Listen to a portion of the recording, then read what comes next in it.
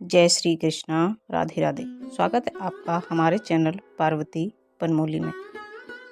दोस्तों, आज हम जानेंगे फाल्गुन शुक्ल पक्ष की त्रयोदशी प्रदोष व्रत भौम प्रदोष व्रत के बारे में, उसकी तिथि, पूजा विधि, कुछ उपाय और व्रत कथा भी सुनेंगे। तो आइए सुनते हैं। आप सभी भक्तजनों को मंगल प्रदोष व्रत की हार्दिक शुभकामनाएं। फाल्गुन महीने का शुक्ल पक्ष का प्रदोष व्रत भौम प्रदोष व्रत के नाम से जाना जाएगा। मंगलवार के दिन होने के कारण भौम प्रदोष के नाम से जाना जाएगा।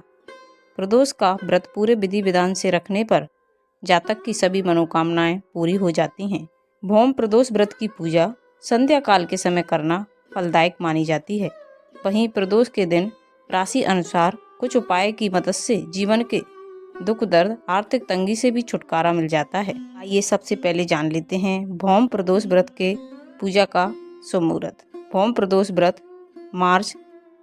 11 मार्च दिन मंगलवार को रखा जाएगा। पंचांग के अनुसार प्रदोष पूजा का मुहूर्त शाम 6:27 से रात 8:53 तक रहेगा, जिसकी अवधि 2 घंटे 25 मिनट तक है।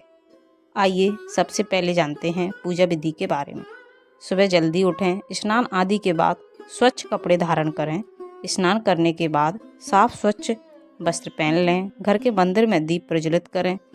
शिवलिंग का जल अभिषेक करें। शिवलिंग पर दूध, दही, घी, गंगा जल और शहद चढ़ाएं। अब भोलेनाथ को बेलपत्र, मंदार का फूल, भांग और धतूरा अर्पित करें। इसके बाद शिव गौरी की विधिवत पूजा करें। शिव मंत्रों का जाप करें। शिव गौरी समेत सभी देवी देवताओं की आरती करें। आइए अब जानते हैं पूजा सामग्री के बारे में। पूजा सामग्री है पुष्प, पंचफल, मेवा, रत्न, सोना, चांदी दक्षिणा के लिए। पूजा के बर्तन, कुशासन, दही, शुद्ध देसी घी, शहद, गंगा जल, पवित्र जल, पंचरस, इत्र, गंधरोली, मौली, जनेऊ, पंच मिष्टान, बिलपत्र, धतूरा, भांग, बेर, आम्र, मजरी, जौ की बालें, मदार पुष्प, गाय का कच्चा दूध, ईख का रस, कपूर, धूप, दीप, रुई, मलयागिरी, चंदन, शिव व माता पार्वती की श्रृंगार की सामग्री। भगवान भोलेनाथ को हलवा, दही और खीर समेत आदि चीज़ों का भोग लगाना चाहिए। शिव पुराण के अनुसार प्रदोष व्रत के दिन इन शुभ कामों को करने से व्यक्ति को करियर में आ रही समस्याओं से जल्द छुटकारा मिलता है। साथ ही लंबी आयु का आशीर्वाद भी प्राप्त होता है। प्रदोष व्रत करने से संतान सुख की प्राप्ति होती है। इस व्रत को करने से संतान पक्ष को भी लाभ होता है। इस व्रत को करने से भगवान शंकर और माता पार्वती की विशेष कृपा प्राप्त होती है। प्रदोष व्रत में प्रदोष काल में ही पूजा का विशेष महत्व होता है। प्रदोष काल संध्या के समय सूर्य से लगभग 45 मिनट पहले शुरू हो जाता है। कहा जाता है कि प्रदोष काल में भगवान शिव की पूजा करने से शुभ फलों की प्राप्ति होती है। धार्मिक मान्यताओं के अनुसार सप्ताह के 7 दिनों के प्रदोष व्रत का अपना विशेष महत्व होता है। इस समय फाल्गुन माह का शुक्ल पक्ष चल रहा है। फाल्गुन माह के शुक्ल पक्ष का प्रदोष व्रत 11 मार्च को रखा जाएगा। आइए अब जानते हैं प्रदोष व्रत में राशि के अनुसार किए जाने वाले कुछ विशेष उपाय। मेष राशि, भगवान शिव का जल अभिषेक करें। वृषभ राशि, इस राशि के लोग भगवान शिव को सफ़ेद फूल अर्पित करें, उनकी कृपा प्राप्त होगी। मिथुन राशि, शिव जी की कृपा पाने के लिए शिवलिंग पर बेलपत्र चढ़ाएं। कर्क राशि, भोलेनाथ को खुश करने के लिए कनेर के फूल अर्पित करें। सिंह राशि वाले, सिंह राशि के लोग भोलेनाथ का आशीर्वाद पाने के लिए भांग का भोग लगाएं। कन्या राशि, भगवान शिव को खुश करने के लिए शिवलिंग पर धतूरा चढ़ाएं। तुला राशि, तुला राशि वाले लोग पंचमृत से भगवान शिव का अभिषेक करें। वृश्चिक राशि, वृश्चिक राशि वालों को भगवान शिव की विधिवत पूजा अर्चना करनी चाहिए और शिव चालीसा का पाठ करना बेहद शुभ माना गया है। धनु राशि, शिव जी की कृपा पाने के लिए ओम नमः शिवाय मंत्र का 108 बार जाप करें। मकर राशि, भोलेनाथ को खुश करने और शनि की 7.5 के प्रभाव को कम करने के लिए शिव चालीसा का पाठ करें, आपको अवश्य ही फायदा होगा। कुंभ राशि, कुंभ राशि वालों को शिवलिंग पर काला तिल चढ़ाना चाहिए और गंगा जल से भगवान शिव का अभिषेक करना चाहिए। अंतिम राशि है मीन राशि। मीन राशि के लोगों को शनि के अशुभ प्रभाव को कम करने के लिए कच्चे दूध से शिवलिंग का जल अभिषेक करें, आपको विशेष लाभ होगा। आइए अब सुनते हैं भौम प्रदोष व्रत की बेहद पुण्य फलदायी व्रत कथा। सबसे पहले भगवान शिव की जय हो, भगवान गणेश की जय हो, माता पार्वती की जय हो। अगर वीडियो अच्छी लगे तो कमेंट में भगवान शिव का जयकारा अवश्य लगाइए। तो आइए सुनते हैं। एक समय की बात है, एक नगर में एक वृद्धा रहती थी। उसका एक ही पुत्र था। बुढ़िया माई की हनुमान जी पर गहरी आस्था थी। वह प्रत्येक मंगलवार को नियम पूर्वक व्रत रखकर हनुमान जी की आराधना करती थी। एक बार हनुमान जी ने अपनी भक्तनी उस बुढ़िया माई की श्रद्धा का परीक्षण करने का विचार किया। हनुमान जी साधु का भेष धारण कर बुढ़िया माई के घर गए और पुकारने लगे, है कोई हनुमान का भक्त जो हमारी इच्छा पूर्ण करे। आवाज उस बुढ़िया माई के कान में पड़ी। पुकार सुनकर बुढ़िया माई जल्दी से बाहर आई और साधु को प्रणाम कर बोली, आज्ञा महाराज। हनुमान जी वेशधारी साधु बोले, मैं भूखा हूँ, भोजन करूँगा, तुम थोड़ी जमीन लीप दो। अब बुढ़िया माई दुविधा में पड़ गई। अंततः हाथ जोड़कर बोली, महाराज, लीपने और मिट्टी खोदने के अलावा आप कोई दूसरी आज्ञा दें, मैं अवश्य पूर्ण करूँगी। साधु ने 3 बार प्रतिज्ञा कराने के पश्चात कहा, तू अपने बेटे को बुला, मैं उसकी पीठ पर आग जलाकर भोजन बनाऊंगा। यह सुनकर बुढ़िया माई घबरा गई, परंतु वह वचनबद्ध थी। उसने अपने पुत्र को बुलाकर साधु को सौंप दिया। वेशधारी साधु हनुमान जी ने बुढ़िया माई के हाथों से ही उसके पुत्र को पेट के बल लिटाया और उसकी पीठ पर आग जलवाई। आग जलाकर दुखी मन से बुढ़िया माई अपने घर के अंदर चली गई। इधर भोजन बनाकर साधु ने बुढ़िया माई को बुलाकर कहा, उनका भोजन बन गया है, तुम अपने पुत्र को पुकारो ताकि वह भी आकर भोग लगा ले। इस पर बुढ़िया माई बोली, उसका नाम लेकर मुझे और कष्ट क्यों दे रहे हो। लेकिन जब साधु महाराज नहीं माने तो बुढ़िया माई ने अपने पुत्र को आवाज लगाई। वह अपनी माँ के पास आ गया। अपने पुत्र को जीवित देखकर बुढ़िया माई को बहुत आश्चर्य हुआ और वह साधु के चरणों में गिर गई।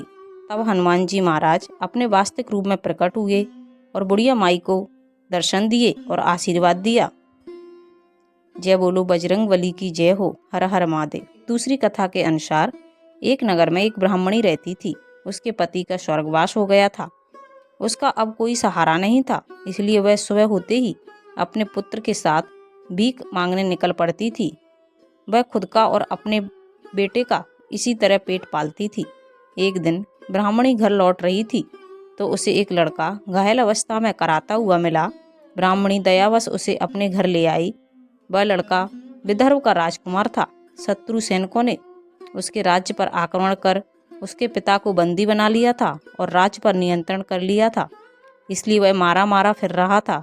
राजकुमार ब्राह्मण पुत्र के साथ ब्राह्मणी के घर रहने लगा। एक दिन अंशुमति नामक एक गंधर्व कन्या ने राजकुमार को देखा तो वह उस पर मोहित हो गई। अगले दिन अंशुमति अपने माता पिता को राजकुमार से मिलाने लाई। उन्हें भी राजकुमार पसंद आ गया। कुछ दिनों बाद अंशुमति के माता पिता को भगवान भोलेनाथ ने सपने में आदेश दिया कि राजकुमार और अंशुमति का विवाह कर दिया जाए। अंशुमति के माता पिता ने वैसा ही किया, दोनों का विवाह करा दिया। ब्राह्मणी प्रदोष व्रत करने के साथ ही भगवान शंकर की पूजा पाठ किया करती थी। प्रदोष व्रत के प्रभाव और गंधर्व राज की सेना की सहायता से राजकुमार ने विदर्भ से शत्रुओं को खदेड़ दिया और पिता के साथ फिर से सुखपूर्वक रहने लगा। राजकुमार ने ब्राह्मण पुत्र को अपना प्रधानमंत्री बनाया। मान्यता है कि जैसे ब्राह्मणी के प्रदोष व्रत के प्रभाव से दिन बदले, वैसे ही भगवान भोलेनाथ अपने भक्तों के दिन बदल देते हैं। आइए अब अंत में हम करते हैं शिव जी की आरती। जय शिव ओमकारा, ओम जय शिव ओमकारा। ब्रह्मा विष्णु सदा शिव, ब्रह्मा विष्णु सदा शिव, अर्धांगी धारा। ओम जय शिव ओमकारा। एकानन चतुरानन पंचानन राजे, हंसासन गरुड़ासन वृषवाहन साजे। ओम जय शिव ओमकारा। 2 भुज 4 चतुर्भुज 10 भुज अति सोए, त्रिगण रूप निरखता त्रिभुवन जन मोहि। ओम जय शिव ओमकारा। अक्षमाला बनमाला मुंडमाला धारी, चंदन मृग मद सोए भाले शशिधारी। ओम जय शिव ओमकारा। श्वेतांबर पीतांबर बागांबर अंगे, सनकादिक गरुड़ादिक भूतादिक संगे। ओम जय शिव ओमकारा। कर के मंद कमंडल चक्र त्रिशूल धरता, जग करता जग भरता संहार करता। ओम जय शिव ओमकारा। ब्रह्मा विष्णु सदा शिव जानत अविवेका, प्रणवाचर के मध्य ये तीनों एका। ओम जय शिव ओमकारा। काशी में विश्वनाथ विराजत नंदी ब्रह्मचारी, नित्य उठ भोग लगावत महिमायति भारी। ओम जय शिव ओमकारा। त्रिगुण शिवाजी की आरती जो कोई नर गावे, कहत शिवानंद स्वामी मन वंचित फल पावे। ओम जय शिव ओमकारा। जय शिव ओमकारा। हरे ओम शिवकारा। ब्रह्मा विष्णु सदा शिव अर्धांगी धारा।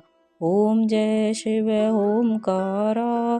तो ये थी फाल्गुन मास के शुक्ल पक्ष की भौम प्रदोष व्रत की संपूर्ण जानकारी, उसकी विधि तिथि उपाय व्रत कथा। अगर आपको अच्छी लगे तो प्लीज़ चैनल को लाइक शेयर सब्सक्राइब कीजिए, वीडियो को ज़्यादा से ज़्यादा लोगों में शेयर कीजिए और कमेंट में ओम नमः शिवाय अवश्य लिखिए। Thank you.